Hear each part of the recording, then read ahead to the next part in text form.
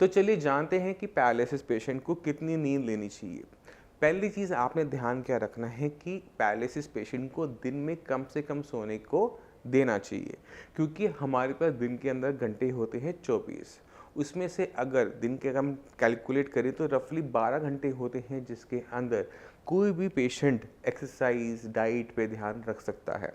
अगर patient paralysis का दिन में ज़्यादा सो रहा है तो वो अपने दिन का बहुत बड़ा हिस्सा गवा देता है सोने में।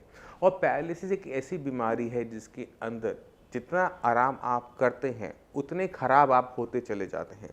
बाकी जितनी भी बीमारियां हैं उसमें आराम करने से आप बेटर होते हैं, मगर इसके अंदर जितना आराम आप करेंगे उतना नुकसान आपको उठाना पड़ता है, क्योंकि इसके अंदर आपको एक्सरसाइज का रोल बहुत इंपॉर्टेंट है। क्योंकि जितनी प्रैक्टिस आप करेंगे चलने की उतना अच्छा आप चल पाएंगे, मगर दिन में अगर आप सो रहे हैं तो एक्सरसाइज का अपनी प्रैक्टिस का टाइम आप गंवा देते हैं सोने के अंदर। तो जितने भी पेशेंट होते हैं पैरालिसिस के, उनको मेरी यही एडवाइस होती है कि दिन में आधा घंटा सोना एक तरफ, मगर अगर दिन में आप आधे घंटे से ज़्यादा आराम कर रहे हैं, सो रहे हैं, तो कहीं ना कहीं आप अपनी इम्प्रूवमेंट को डिले कर रहे हैं, क्योंकि उतना कम आप दिन के अंदर चल पाएंगे। आपको क्या चाहिए, जैसे आपने खाना खाया, लंच किया, लंच करने के बाद आपको थोड़ा सा सुस्ताने का मन करता है तो आप आधा घंटा, आधा पौना घंटा आराम कीजिए। उसके बाद दोबारा से उठिए, अपनी चाय वाय पीजिए, आप अपने जो अपनी बॉडी के अंदर एनर्जी भरी और दोबारा से अपने को चलने की कोई छोटी छोटी एक्सरसाइज की आदत डालें, प्रैक्टिस करनी शुरू करें। क्योंकि फिजियोथेरेपिस्ट आता है, एक्सरसाइज करवाता है और वो चला जाता है। उसके बाद हम पूरा का पूरा दिन बेड पे बैठे रहते हैं, टीवी देखते रहते हैं, मोबाइल देखते रहते हैं। इन चीज़ों को ना कीजिए। आप जितना एक्टिव रहेंगे उतना अच्छा रहेगा। अब सवाल ये उठता है कि आप काम पे जा नहीं रहे तो आप इस टाइम को किस तरह से यूटिलाइज कर सकते हैं। तो अब मेरी एडवाइस जितने भी पैरालिसिस पेशेंट हैं उनको ये रहती है कि अगर आप घर से बाहर नहीं जा रहे तो घर के अंदर कुछ ना कुछ काम जो आप कर सकते हैं उसे ढूंढने की कोशिश कीजिए। हो सकता है कि आपसे चला ना जाए, हो सकता है कि आपका हाथ ना उठे, मगर अगर हम कोशिशें करेंगे तो सारी चीज़ें होनी शुरू होती है। तो इसकी शुरुआत खुद से होती है।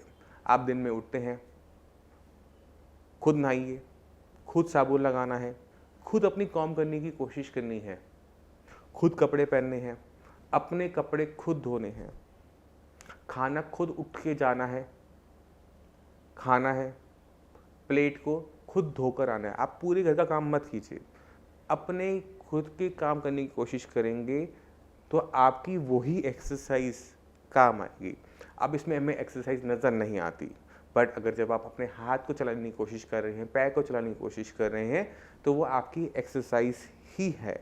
ज़रूरी नहीं है कि आपको पकड़ के आपके हाथ को आगे पीछे हिलाया जाए तो वही एक्सरसाइज है। हम दिन में जो भी काम करेंगे वो हमारी एक्सरसाइज ही है। मगर जब आप बेड पे बैठे हैं, सोफे पे बैठे हैं, टीवी देख रहे हैं, मोबाइल देख रहे हैं, सो रहे हैं, उस टाइम में आप ये एक्सरसाइज का पार्ट गवा देते हैं।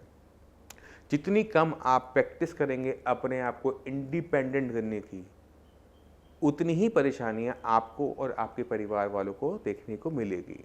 तो आज आप एक सौगंध खाइए कि आज के बाद आप ज़रूरत से ज़्यादा आराम नहीं करेंगे, बेड पे दिन में नहीं बैठेंगे, सोफे पे दिन में नहीं बैठेंगे। आपने बैठना है, आप अपनी स्ट्रेट चेयर लीजिए, उस पर बैठिए, कमर सीधी रहेगी, कमर की एक्सरसाइज हो रही है।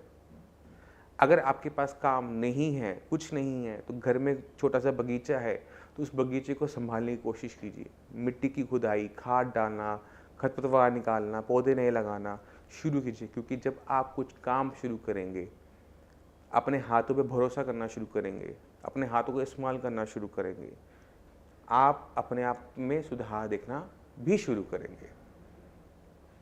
जब आप अपने बर्तन धो रहे हैं, जब आप इसको इस तरह से घुमा रहे हैं, कोशिश कर रहे हैं कि एक हाथ में प्लेट पकड़ी दूसरे हाथ से घुमा रहे हैं, ये एक्सरसाइज है। जब आप देख रहे हैं कि घर पे जाला लगा हुआ, मैंने डंडा पकड़ा, मैं साफ कर रहा हूँ, ये एक्सरसाइज है। जब आप प्लेट रखने जा रहे हैं, दोनों हाथों का इस्तेमाल करते हैं, प्लेट रखते हैं, एक्सरसाइज है। जब आप कपड़े धो रहे हैं, ये भी एक्सरसाइज है। जब आप कंघी कर रहे हैं, कोशिश करें कि अपने पैलेसेस वाले हाथ से कंघी करने की, ये भी एक्सरसाइज है। जब आप कपड़े पहन रहे हैं, बाजू हाथ डाल रहे हैं कपड़ों के अंदर, एक्सरसाइज है। तो हमने अपनी एक्सरसाइज को छोड़ना नहीं होता।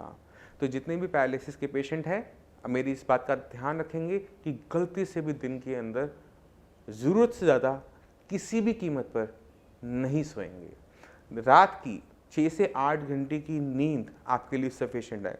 आपको सुबह जल्दी नहीं उठाया जाएगा, आपकी नींद जब खुलनी है तब खुलेगी, मगर उठने के बाद रात को सोने तक आप सोएंगे नहीं। अपनी शरीर को, अपनी बॉडी को टाइम देंगे, हर चीज़ के अंदर एक्सरसाइज को ढूंढेंगे, हर काम को करने की कोशिश करेंगे, क्योंकि ये कोशिश ही आपकी ज़िंदगी के अंदर रंग लेकर आएगी। आपके रुके हुए हाथ को चलाएगी, आपके रुके हुए पैर को चलाएगी। मैं उम्मीद करता हूँ इस वीडियो से आप आज इंस्पायर होंगे और आज से अपने शरीर पे, अपनी बॉडी पे, अपने लकवे पे काम करना शुरू करेंगे। और आने वाले कुछ ही महीनों के अंदर मैं चाहता हूँ कि आप सभी दोबारा से पहली की तरह इंडिपेंडेंट हो जाएं, किसी पे डिपेंडेंसी ना रहे, अपने काम को दोबारा से ज्वाइन करें। क्योंकि जितना ज़रूरी ये मेरे लिए है कि आपको चलाना, ये आपके लिए भी ज़रूरी है कि आप इंस्पायर होकर कि मैं ये कर सकता हूँ, मुझे करना है, मैं हर कीमत पे करके रहूँगा। ये 3 चीज़ें, 3 लाइनें अपने अंदर भर लें, क्योंकि जितनी ताकत, जितनी विल आपकी चाहिए मुझे, उतना कुछ नहीं लगता। आपने अगर ठान लिया कि मैंने ठीक होना है तो आपको कोई रोक नहीं सकता। मैं उम्मीद करता हूँ इस वीडियो से आप आज इंस्पायर होंगे और अपनी बॉडी पे काम करना शुरू करेंगे। मैं आपको कुछ अपने पेशेंट से मिलवाता हूँ जिनके पास यही विल मैंने दी थी और उनके अंदर क्या बदलाव हुआ है, अब आप खुद देखेंगे।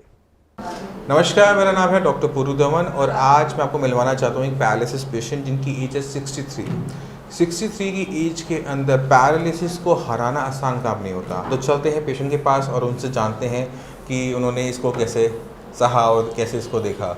तो शर्मा जी, ये आपको हुआ कब था? मेरा नाम GR शर्मा है और मेरे को ये ब्रेन स्ट्रोक का दूसरा अटैक है।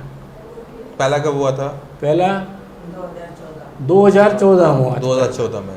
तब उससे रिकवर पूरे हो गए थे? उसका पूरा रिकवर नहीं हो पाया, लेकिन ये 2019 आते आते मुझे दोबारा फिर अटैक होगा ब्रेन स्ट्रोक का। और ये राइट साइड का हुआ, पहले भी राइट को हुआ था, अब दोबारा भी राइट का हुआ। ठीक है। तो मेरे को चलने फिरने में दिक्कत थी और डॉक्टर साहब की मैंने दवाई खाई।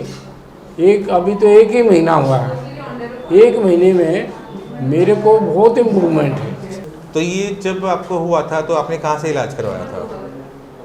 जब मुझे ये सेकेंड टाइम जब हुआ है? हाँ, पहली टाइम भी मैंने एस्कॉर्ट फोर्टिस में करवाया, इलाज कराया। डॉक्टर ने मुझे कहा भाई मेरे को एलोपैथी का जो इलाज करना था कर दिया, अब आप इसके बाद देसी ट्रीटमेंट कराओ। डॉक्टर ने बोला? आयुर्वेदिक। हाँ, डॉक्टर ने बोला? हाँ, डॉक्टर ने कहा अच्छा कि आयुर्वेदिक का ट्रीटमेंट कराओ, उससे शायद आपको बहुत आराम मिलेगा। तो मैंने आयुर्वेद में भी इलाज कराया। अब सेकंड बार टाइम हुआ मुझे, तो मुझे डॉक्टर साहब जो संजीवनी, इनसे मुलाकात हुई। तो इन्होंने 1 महीना हो गया मुझे दवाई खाते खाते, जिससे मुझे बहुत आराम है। और मैं आज दोबारा से 1 महीने की दवाई फिर दोबारा लेने आया हूँ। तो इससे मेरे को लग रहा है कि मैं कंप्लीट ठीक हो जाऊँगा। शर्मा जी को जब पहली बार हुआ राइट साइड में हुआ, उसके बाद जब 2019 में हुआ तो एक ही जगह पे दोबारा स्ट्रोक पड़ने की वजह से, दोबारा से नुकसान होने की वजह से शर्मा जी को जो चलने में दिक्कत आने लगी थी कि चल नहीं पाते थे, पैर नहीं उठा पाते थे। तो जब हमने इनको मेडिसिन दी थी तो किसी वो हाथ पैर की रोक ही नहीं थी, क्योंकि चल तो पैर नहीं रहा था। बट जब भी पैरालिसिस होता है तो उसका जो ट्रीटमेंट होता है वो ब्रेन से स्टार्ट होता है। अगर आपके ब्रेन का एक हिस्सा डैमेज हो गया है तो हमें वहीं पर ही रिपेयर अप करना पड़ता है। तो जो हमने आपके ब्रेन के साथ किया, हमने किया था न्यूरोप्लास्टिसिटी। न्यूरोप्लास्टिसिटी के अंदर हम क्या करते हैं कि हम ब्रेन को दोबारा से अपने अंदर विकास करने की क्षमता देते हैं। वो दिन याद करो जिस दिन आपको हुआ था, उस दिन आपका हाथ नहीं चल रहा था, पैर नहीं चल रहा था, मगर अगले 6 महीने के अंदर हाथ भी चलने लगा और पैर भी चलने लगा। ऐसा सारे पैरालिसिस पेशेंट के साथ होता है। दिक्कत पहले 6 महीने में नहीं आती है, पहले 6 महीने में मैक्सिमम लोग अपने आप ठीक हो जाते हैं। दिक्कत आती है उसके बाद 6 महीने के बाद, कि जब ये न्यूरोप्लास्टिसिटी, जब दिमाग की विकास करने की क्षमता बंद हो जाती है। आपका एक जख्म हुआ, तो कुछ टाइम में वो भरेगा। अगर वो टाइम से नहीं भर पाया तो वो नासूर बन जाता है। जी। ऐसा ही कुछ आपके ब्रेन के साथ होता है। जब दिमाग में चोट लगी, पहले 6 महीने में भर गया, अब चलने लग गए, हाथ चलने लग गया, ठीक है, नहीं चलता ना, तो वहाँ पर दिक्कत हो जाती है। तो वहाँ पर हमें दोबारा से दिमाग के अंदर विकास करवाना पड़ता है। जब वो डेवलपमेंट स्टार्ट होती है तो आपके अंदर चेंजेस आने शुरू हो जाते हैं। वही आपने देखा, अब आपने इनकी पहले वाली वीडियो देखोगे या बाद वाली वीडियो देखोगे तो उसमें आपको खुद ब खुद ज़मीन आसमान का फ़र्क नज़र आना शुरू होता है। ये इसलिए होता है कि जब हम सही तरीके से सही जगह पे काम करते हैं। तो जो बाकी जो पैरालिसिस पेशेंट है उन्हें कुछ कहना चाहोगे? बहुत जल्दी, मैं मानता हूँ बहुत जल्दी, कभी 1 महीना हुआ है, बट 1 महीने की इम्प्रूवमेंट देख के कुछ कहना चाहोगे उनको? ऐसा है डॉक्टर साहब का इलाज 1 महीना होगा मुझे, इंजेक्शन भी दिए हैं कुछ और दवाइयाँ भी दी हैं। मुझे फीलिंग ये हो रही है कि मैं जल्दी रिकवरी आपकी और कर लूँगा और जल्दी से मैं ठीक भी हो जाऊँगा एकदम से। ठीक तो आप हो गए हो? हो गया। एक बार चल के दिखाना इनको अभी सबको। ठीक है।